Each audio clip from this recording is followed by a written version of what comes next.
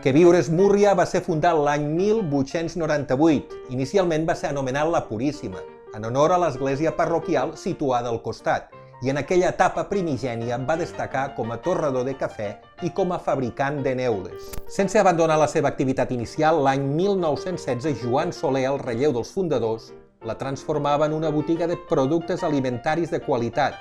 Actualment està regentada per la segona generació de la nissaga Múrria. Que Viure és Múrria està situada a Barcelona, al xamfrà dels carrers Roger de Llúria i València, a la dreta de l'Eixample. Des de la seva fundació, la botiga sempre ha estat situada al mateix indret, tot i que han estat diverses les nissagues que han conduït el negoci. La botiga actualment és la darrera de Barcelona en conservar a la seva façana els rètols i anuncis modernistes realitzats amb vidre tintat a foc. Per exemple, els anuncis d'Anís del Mono o de Codorniu, que són rèpliques de pòsters originals de Ramon Casas.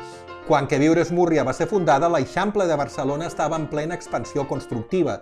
Només feia 3 dècades que s'havien ensorrat les muralles que encotillaven la ciutat, i per aquelles generacions de barcelonins que havien nascut i que s'havien criat a intramurs, l'Eixample representava un somni. La seva façana i el seu aparador són els elements més vistosos, però l'interior de la botiga no decep en absolut.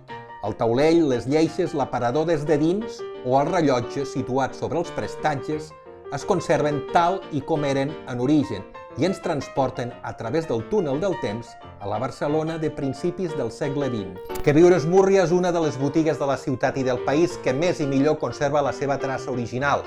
És un testimoni valuosíssim que explica la microhistòria de l'Eixample, de la ciutat de Barcelona i l'evolució del nostre model comercial.